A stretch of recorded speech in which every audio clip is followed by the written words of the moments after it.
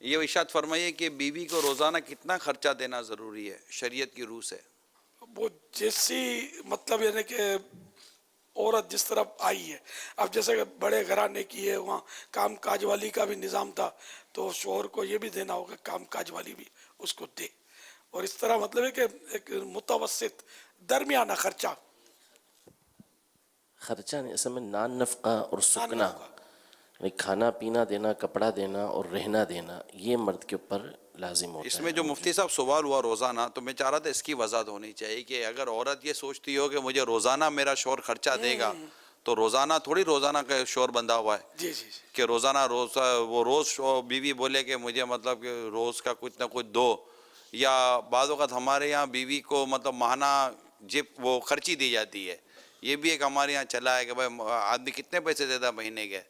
تو مطلب یہ کہ اس کو 5,000 یا 1,000 یا 10,000 روپے تو اس کو یوں دیے جاتے جیسے ہمارے پاکٹ منی دیتے ہیں نا بچوں کو، تو ایسے بیوی کو بھی کچھ نہ کچھ مہینے کے ہاتھ خرچہ دیا جاتا ہے کہ یہ اپنے لیے جو ذاتی جو پہ لینا چاہے وہ لے لے. یہ بھی شوہر کی ذمہ داریوں میں اس کو شامل کیا جا رہا ہے. تو تھوڑی سی اگر یہاں پر آپ چند ایک لفظوں میں وضاحت فرما دیں کہ ایک شوہر کے لیے ایک ذمہ داری کس حد تک ہے تاکہ پھر اس سے زیادہ کا مطالبہ بھی نہ ہو اور شوہر بھی پھر اپنے اس حقوق کو پوری طور پر ادا کر سکے. اصل میں جو بنیادی اعتبار سے چیزیں ہیں وہ تو عرض کر دی کہ کھانا دینا متوسط یا جو بھی صورت بنتی ہے کہ دونوں کس گھرانے سے تعلق رکھتے ہیں،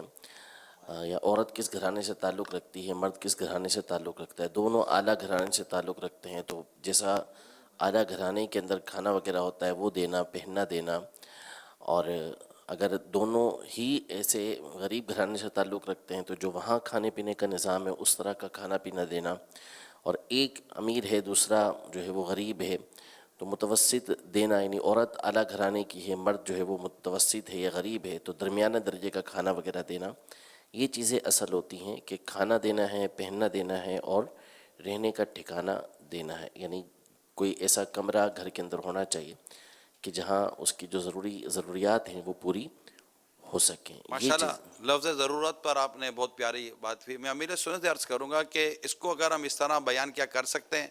کہ ہم ضرورت پر اسلامی بہنوں کو ہم یہ ذہن دیں کہ مرد کی ذمہ داری ضرورتوں کو پورا کرنے کی، اور جو بھی ایک عرف عادت کے مطابق ضرورت ہے، نہ کہ خواہشات کو پورا کرنے. یہ خواہشات پورا نہ کرنے کی صورت میں نہ گھر میں ٹھیک ٹھاک لڑائیاں ہو رہی ہوتی ہیں. ہمارے یہاں جرنلی جو مرد ہیں یہ ہاتھ پیر مار کر بھی محنت مزدوری کر کے بھی، ایک نارمل طبقے کی میں بات کر رہا ہوں، وہ نارمل گھر کا خرچہ پورا کرنے کے لیے تگ و دو کرتا رہتا ہے، کوششیں کرتا رہتا ہے. لیکن ظاہر ہر مرد خواہشات کہاں سے پوری کر کے دے گا؟ پھر بچوں کی خواہشات الگ ہیں تو بیوی کی خواہشات الگ ہیں. تو خواہشات کو پورا نہ کرنے کی صورت میں مرد کو، شوہر کو یا والد کو برا بھلا نہ کہا جائے، اسے اذیت نہ دی جائے. اس پر آپ کیا ارشاد فرماتے ہیں؟ ہاں، یہ تو ہے. یہ ہمارے ہاں یہ جیب خرچ دینا تو عرف ہے، اس پر دینا ہی پڑتا ہے بیوی کو. پھر یہ کہ یہ دلا دو اور وہ ساڑی دلا دو اور فلاں فیشن نکلا ہے تو وہ جوڑا دلا دو. اس طرح کے مطالبے، آج یہ لے آنا وہ لے آنا، ایسی چیزیں جو بیچارہ مرد آزمائش میں پڑ جائے لیکن اس کی خواہشیں پوری ہونے کا نام نہیں لیتی. تو یہ سب تو ذرا شریعت نے واجب کہاں کیا. تو یہ عورت کی زیادتیاں نہیں ہیں جو طرح طرح کی فرمائشیں کرتی رہتی ہے. مرد بیچارہ دے سکے نہ دے سکے، قرضے کر کے بھی اس کا منہ بند کرے، اس کو مطلب تحفے دیا کرے، جب چاہے اس کو تحفہ دینا پڑے، بابا تحفہ نہ دو تو منہ چڑھا جائے. بابا بعض خاندانوں میں ایسی آفت آئی ہے، میں آپ کو عرض کروں، شادی خاندان کے کسی اور فرد کی ہے اور اس کے تمام فنکشن کے کپڑے پورے خاندان کے اندر، جو اسپیشلی جو قریب کے گھر ہیں نا، ان سب کو ہر ایونٹ کے لیے، ہر فنکشن کے لیے الگ کپڑے بنوانے. یعنی شادی والے گھر پر تو چلو لاکھوں لاکھ روپے خرچے کا وزن ہے، لیکن چاچا، ماموں، پھوپھی، اس طرح مطلب کہ بھابھی، تو پھر اس کے سسرال والوں کے، تو سب کے اتنے مطلب بالکل ٹینشن میں ہے. اور اس وقت میں آپ کو عرض کروں، امیل سنت کی بارگاہ میں عرض ہے کہ میں جیسے ہم سفر کرتے ہیں نا بابا، اس وقت دنیا کا شاید ہی کوئی ملک ہو، میں نہیں کہتا کوئی بھی نہیں ہوگا، جہاں پر معاشی پریشانی اس وقت لوگوں کو نہیں ہے. اور شاید اس کی وجہ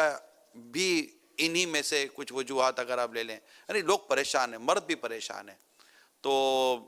اگر مطلب اس میں فیملی ممبر مل کر گھر والے سب مل کر کمپرومائز کریں اور ان حالات کو خوش اسلوبی کے ساتھ طے کریں، لڑائی جھگڑا کرنے کے بجائے حالات کا سنجیدگی کے ساتھ جائزہ لیں اور ایک وقت نکالیں اور اس طرح کے فضول اخراجات سے خدا را خود کو اور اپنے فیملی کو بچائیں۔ یقین مانیں اتنے لوگ پریشان ہیں، اصل میں آدمی نہیں بیچارہ بول پا رہا، کئی مرد ہیں جو نہیں بول پا رہے اور وہ مطلب مجبور ہیں اپنی بیوی بچوں کے آگے کہ کچھ بولتے ہیں تو ان کو سننی پڑتی ہے، فلاں کا شور کر رہا ہے تو فلاں کا باپ کر رہا ہے۔ یہ میں جرنل بات کر رہا ہوں، میں ہر گھر کی بات نہیں کر رہا، بعض لوگ کھل کر بھی رہے ہوتے ہیں، لیکن آج کل بہت پریشانی ہے، کاروبار بہت کمزور ہے لوگوں کے، اس لیے میری تمام گھر والوں جو بھی سن رہے ہیں دیکھ رہے ہیں، اب اسے ہمارے امام صاحب ہیں، اب ہمارے امام صاحبان کی تنخواہ بیچاروں کی تنخواہیں کتنی ہوتی ہیں، اب امام صاحب پر بھی خدا نہ خواستہ اگر ایسا لوڈ پڑ جائے، خدا نہ خواستہ، وہ تو کم امید ہے، لیکن اگر خدا نہ خواستہ امام صاحب ایسا لوڈ پڑ جائے تو پھر امام صاحب بھی تکلیف میں آ جائے نا بابا۔ انڈرسٹوڈ، امام ہو یا مقتدی ہو، پیسے والا بھی ہو تو دلیر ہونا اس کا ضروری نہیں ہے۔ پیسے نکالنے میں تو پیسہ نکالتا ہے دیتا ہے تو آہ کر کے اور لیتا ہے تو واہ کر کے، پاپا امام دینا غزالی تو برڈن پڑتا ہی نا بندے پر۔ اب امام غزالی رحمۃ اللہ تعالیٰ علیہ نے احیاء العلوم میں کی دوسری جلد میں جو نکاح کا باب، اس کی جو آداب و بہت ساری باتیں بیان کی ہیں، ان میں آپ نے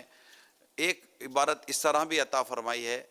کہ عورت کا بخیل ہونا اس کو پسند کیا گیا ہے، یعنی زکوٰۃ و فطرات جو اس پر صدقات واجبہ وغیرہ ہیں، یہ اس کے علاوہ انہوں نے فرمایا ہے کہ اگر عورت کا ہاتھ کھینچا ہوا ہے نا تو گھر خوشحالی کے ساتھ چلے گا، اگر عورت کا ہاتھ چھٹا ہو نا تو حالت خراب ہو جاتی بجا فرما رہے ان معنوں کا۔ صلو طرح طرح کی عورتیں ہوتی ہیں۔ ایک امام کو میں جانتا ہوں کہ اس نے جب سے شادی کی نا،